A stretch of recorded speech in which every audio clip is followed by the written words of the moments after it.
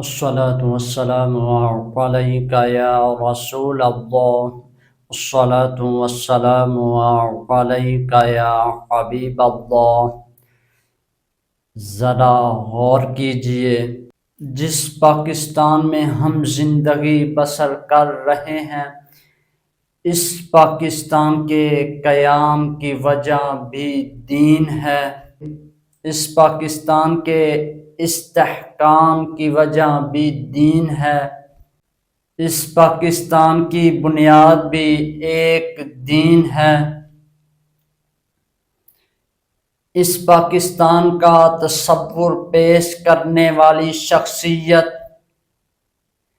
جس کو حکیم الامت بھی کہتے ہیں، جسے مصور پاکستان بھی کہتے ہیں، جسے مفکر اسلام بھی کہتے ہیں، یہ وہ شخصیت ہے جس شخصیت نے پاکستان کا تصور پیش کیا. یہ وہ واحد شخصیت ہے. اسے قلندر پاکستان بھی کہتے ہیں.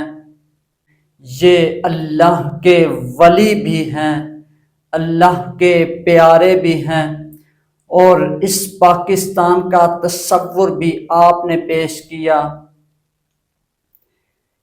یاد رکھیے، جس پاکستان میں ہم زندگی بسر کر رہے ہیں، زندگی گزار رہے ہیں،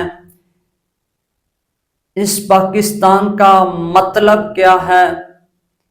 اس پاکستان کا مطلب ہے لا الہ الا اللہ. یہ پاکستان کلمہ کے نام پہ بنا ہے. جس وقت تک پاکستان میں دین نافذ نہ ہوا، اس وقت تک ہم کامیاب نہیں ہو سکتے. کیونکہ یاد رکھیے، اس پاکستان اس کی بنیاد ہی لا الہ الا اللہ سے تھی. اس کی بنیاد ہی میرے آقا دو عالم خاتم المرسلین صلی اللہ علیہ وآلہ وسلم کے دین سے تھی. آئیے، جس شخصیت نے اس کا تصور پیش کیا، اس سے ہی ہم پوچھتے ہیں، اے اقبال بتا، مسلمان زوال کا شکار کیوں ہے؟ اقبال کہتا ہے، وہ معزز تھے زمانے میں مسلمان ہو کر، وہ معزز تھے زمانے میں مسلمان ہو کر، ارے تم خوار ہوئے تارک قرآن ہو کر. آپ فرماتے ہیں، تم نے قرآن چھوڑا اور آج ذلیل و خوار ہو رہا ہے. تو نے قرآن کا دامن چھوڑا، تو نے قرآن پر عمل کرنا چھوڑ دیا، اس لیے تو ذلیل و خوار ہو رہا ہے. ہم سب کو یہ چاہیے کہ حضور کے دین، حضور کی ختم نبوت کو عام کرے اس پاکستان میں.